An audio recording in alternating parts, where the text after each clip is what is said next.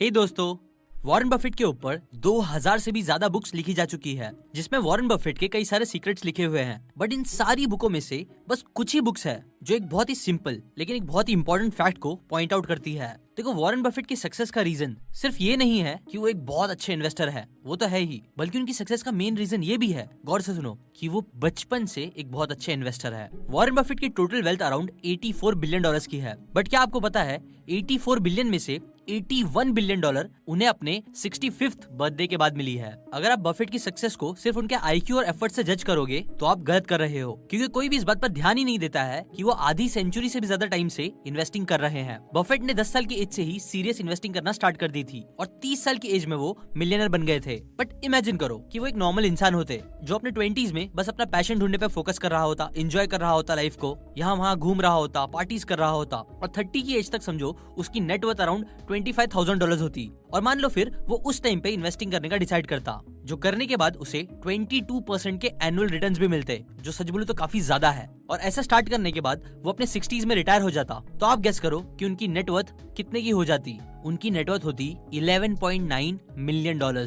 जी हाँ, बस 11.9 मिलियन, जो कि 84 बिलियन डॉलर्स जो उनकी करंट वेल्थ है उसका 0.01% भी नहीं है। और ये होता है पावर कंपाउंडिंग का। ऑथर मॉगल अपनी book the psychology of money में कहते हैं कि वॉरेन बफेट की स्किल इन्वेस्टिंग है, बट उनका सीक्रेट टाइम है। देखो, कंपाउंडिंग के बारे में हम सब थोड़ा बहुत जानते ही है, बट उसके रियल पावर को एक्चुअली बहुत कम लोग ही रियलाइज कर पाते हैं। लोग कई बार ये तो इमेजिन कर लेते हैं कि मैं इतना पैसा सेव करूंगा तो मुझे 20-30 साल बाद इतने रिटर्न्स मिलेंगे, बट जब वो उसमें कंपाउंडिंग लगाते हैं तो उनका ब्रेन इस बात को अच्छे से एक्सेप्ट नहीं कर पाता है। इसका रीजन ऑथर बताते हैं, बिकॉज वो जनरली लोग जो होते हैं ना, वो लोग लीनियर थिंकिंग करते हैं। जैसे कि अगर मैं आपसे कहूँ कि 8 + 8 + 8 + 8 + 8 + 8 + 8 मतलब 9 बार 8 को प्लस करेंगे तो कितना होगा, तो आप कैलकुलेट करके बता दोगे कि वो 72 होगा ना। इसे कहते हैं लीनियर थिंकिंग। बट अगर मैं आपसे कहूँ 8 × 8 × 8 × 8 × 8 × 8 × 8 और ऐसे टोटल 9 बार बोल दूं कि 8 को मल्टीप्लाई करो तो कितना होगा,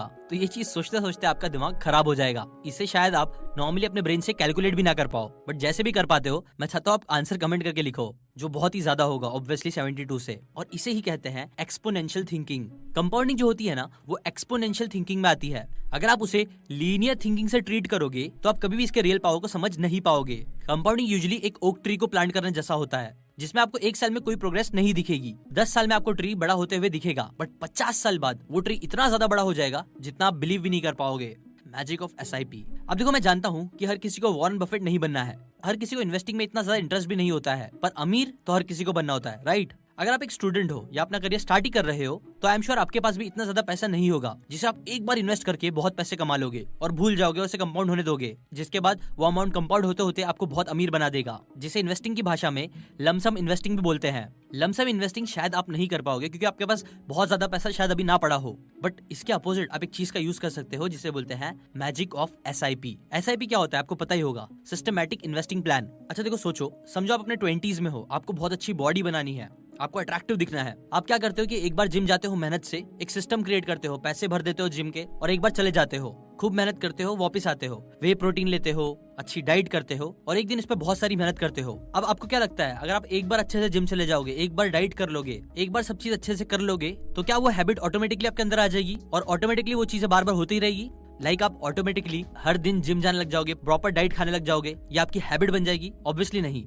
बट इमेजिन करो अगर ऐसा सच में होने लग जाए तो क्या होगा, मजा आएगा ना। लाइक फाइनेंशियली आप एक ऐसी हैबिट क्रिएट कर सकते हो जो आप ऑटोमेशन पे डाल सकते हो, जिसमें अगर आप एक बार अच्छे से मेहनत करके सब चीज सेटअप कर दो तो मंथली वो आपकी फाइनेंशियल हैबिट बन जाएगी जो आपको बहुत अच्छे रिटर्न्स भी देगी और आपको अमीर भी बनाएगी। SIP यूजुअली देखो कैसा होता है, जैसे EMI में ऑटोमेटिकली आपके पैसे कटते रहते हैं, कई बार SIP में ऑटोमेटिकली आपके हर महीने जितने भी पैसे आप सेट करते हो, लाइक समझो 5000, तो 5000 ऑटोमेटिकली हर महीने आपके सेव होते जाएंगे। जो भी म्यूचुअल फंड में आप सिलेक्ट करोगे उसमें वो पैसे इन्वेस्ट होते जाएंगे। SIP ऑटोमेटिक वेल्थ क्रिएशन का एक बहुत ही आसान रास्ता है। इसके अंदर जब भी आप एक इक्विटी फंड सिलेक्ट करते हो, वहाँ पे आप एक अमाउंट डिसाइड करते हो कि आप इतने पैसे हर महीने इसमें इन्वेस्ट करोगे। फॉर एग्जाम्पल, आप क्या सेट करते हो उसके अंदर कि हर महीने के 10वीं तारीख को क्या होगा कि आपके 5000 इन्वेस्ट होंगे एक्सिस ब्लू चिप फंड में। तो एक बार जब आप ये सेट कर दोगे तो ऑटोमेटिकली क्या होगा, हर महीने आपके 5000 रुपए एक्सिस ब्लू चिप फंड में इन्वेस्ट होते रहेंगे और ऐसे आपका एक SIP क्रिएट हो जाएगा ना। देखो, ये कॉन्सेप्ट सुनने में काफी सिंपल लगता है और एक्चुअली सिंपल है भी, बट इसके रिजल्ट्स बहुत ही ऑसम आते हैं लॉन्ग टर्म में। चलिए अभी आपको मैं एक एग्जांपल देके समझाता हूँ। यहाँ पे देखो, आपको एक साथ बहुत ज्यादा पैसे इन्वेस्ट करने की जरूरत नहीं है। आप हर महीने थोड़ा थोड़ा अमाउंट इन्वेस्ट करते जाओगे तो भी आपको कंपाउंडिंग का फायदा मिलते रहेगा। फॉर एग्जाम्पल, स्टॉक मार्केट से रिटर्न्स कमाने का एक सिंपल तरीका है, जब मार्केट डाउन होते हैं तो शेयर्स खरीद लो और मार्केट जब ऊपर जाते हैं तो शेयर्स को सेल कर दो। अब मान लो आप हर महीने 5,000 रुपए की SIP सेट करते हो, जो आपके बैंक से ऑटोमेटिकली हर महीने 10 तारीख को डिडक्ट हो जाते हैं। और उस टाइम पे समझो आपकी म्यूचुअल फंड की NAV 100 है। NAV मतलब नेट एसेट वैल्यू। देखो, जैसे किसी भी कंपनी के स्टॉक का एक प्राइस होता है, वैसे ही जब हम म्यूचुअल फंड्स खरीदते हैं तो उसका भी एक प्राइस होता है। NAV के अकॉर्डिंग हमें कुछ यूनिट्स मिलते हैं, मतलब उसका एक नेट एसेट वैल्यू होता है। और जैसे ही ये NAV बढ़ने लगता है, आपके रिटर्न्स भी बढ़ने लगते हैं। अब जब समझो आपने 5,000 रुपए इन्वेस्ट करे, उस टाइम पे म्यूचुअल फंड की NAV थी 100, तो उस हिसाब से आपको म्यूचुअल फंड के 50 यूनिट मिलेंगे, मतलब 5,000 डिवाइड बाय 100। और जब कुछ टाइम बाद उस म्यूचुअल फंड की वैल्यू इंक्रीज होती है और उसकी NAV समझो 200 रुपए हो जाती है, तो उस मंथ में आपको 5,000 रुपीज में 25 यूनिट्स मिलेंगे। मतलब जैसे ही प्राइस इंक्रीज होता है तो आप ऑटोमेटिकली कम यूनिट्स खरीदते हो, और जैसे ही मार्केट नीचे जाता है तो आप सेम प्राइस में ज्यादा बाय कर लेते हो। समझो फॉर एग्जांपल NAV 50 हो जाती है तो 5,000 रुपए में तब आप 100 यूनिट्स खरीद लेते हो।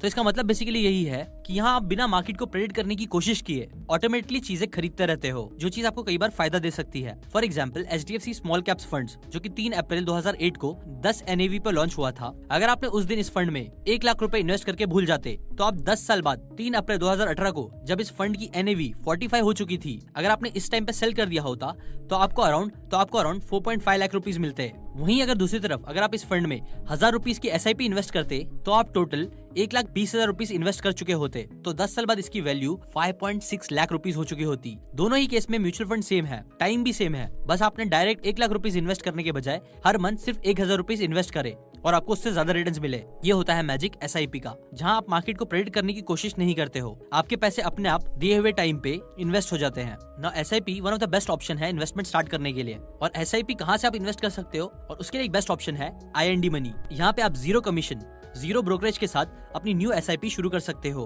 प्लस अगर आपकी ऑलरेडी कोई SIP चालू है तो वो भी आप इस ऐप के थ्रू ट्रैक कर सकते हो। यहाँ आपको कई अलग अलग म्यूचुअल फंड्स की कैटेगरीज भी अच्छे से देखने मिलेगी, जिसमें आप इन्वेस्ट कर सकते हो ना। देखो दोस्तों, जैसे जैसे हम लाइफ में आगे बढ़ते हैं, फाइनेंशियली स्मार्ट बनते रहते हैं, हमें कई सारी अलग अलग इन्वेस्टमेंट ऑप्शंस के बारे में पता चलता है, जिसमें कई बार हम इन्वेस्ट करने लगते हैं, जो अच्छा होता है। बट प्रॉब्लम यह है कि फिर इससे कई बार हमारे जो पैसे होते हैं ना, वो काफी स्कैटर्ड हो जाते हैं। लाइक कुछ पैसे फिक्स डिपॉजिट में है, कुछ SIP में, कुछ stocks, bonds, provident fund, saving account, expenses, loans, card वगैरह। ऐसे कई जगह हमारे पैसे स्कैटर्ड हो जाते हैं, जिन्हें ट्रैक करना काफी मुश्किल हो जाता है। ना मुझे पर्सनली भी ये चीज पसंद नहीं आती थी, अपने अलग अलग इन्वेस्टमेंट को अलग अलग ऐप से देखना। और इसी प्रॉब्लम को बहुत अच्छे तरीके से सॉल्व किया IND मनी ऐप ने। इस ऐप में आपको कई सारी चीजें मिलती है, लाइक एक सिंपल डैशबोर्ड जिसके अंदर आपको सारी डिटेल्स दिखती है।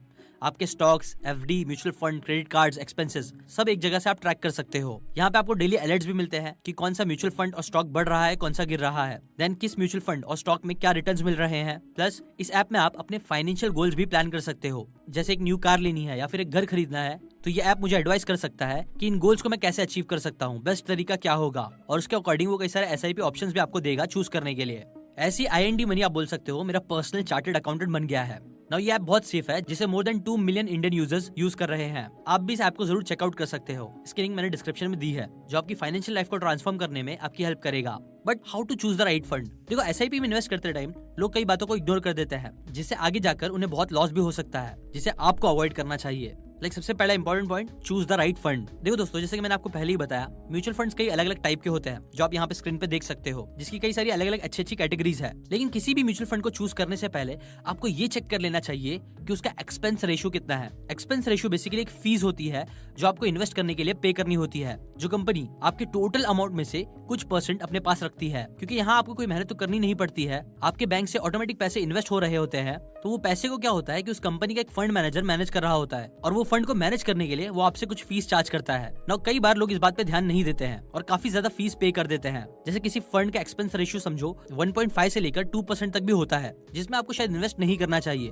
क्योंकि 2% की फीस आपको अभी कुछ नहीं लगेगी, पर आगे जाकर यही एक्सपेंस रेशियो बहुत बड़ा डिफरेंस क्रिएट कर सकता है जब आप लॉन्ग टर्म में देखोगे तो। इसलिए आपको ऐसे फंड में इन्वेस्ट करना चाहिए जो कंसिस्टेंटली अच्छे रिटर्न्स दे रहा हो और उसका एक्सपेंस रेशियो भी जितना हो सकता है उतना कम हो। रिकमेंडेशन तो ये है कि अगर वो 1% से कम है तो बेस्ट है।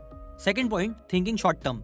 ऑथर मॉर्गन कहते हैं कि growth is driven by compounding which always takes time। इसलिए इन्वेस्टिंग को एक लॉन्ग टर्म गेम समझो। पर अगर आप इन्वेस्टमेंट से क्विक मनी बनाना चाहते हो तो वो पॉसिबल नहीं है।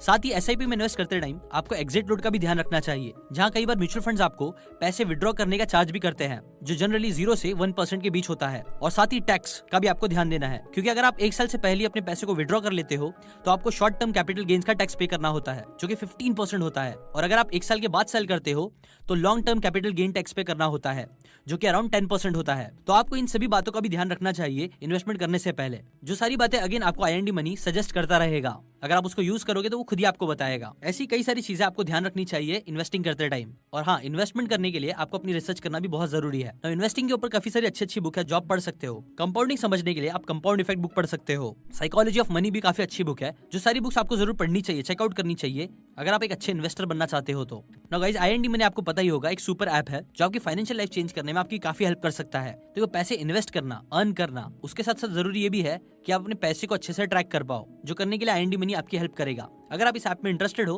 तो नीचे डिस्क्रिप्शन में लिंक दी हुई है, उसे जाके आप चेकआउट कर सकते हो। और अगर आप ऐसी अमेजिंग बातें सीखते रहना चाहते हो, अगर आप फाइनेंशियल एजुकेशन लेना चाहते हो, बुक्स की बातें सीखना चाहते हो बिना बुक्स पढ़े, तो मुझे सब्सक्राइब करके बेल आइकन जरूर दबाएं। इस वीडियो को इन सभी लोगों के साथ शेयर करो, अपने फ्रेंड्स एंड फैमिली मेंबर्स के साथ व्हाट्सएप पे, जिनकी आप फाइनेंशियल लिटरेसी बढ़ाना चाहते हो, उनकी हेल्प करना चाहते हो। लाइक करें अगर आपको ये बातें काम की लगी हो तो। और अभी के लिए बस इतना ही। Thanks for watching.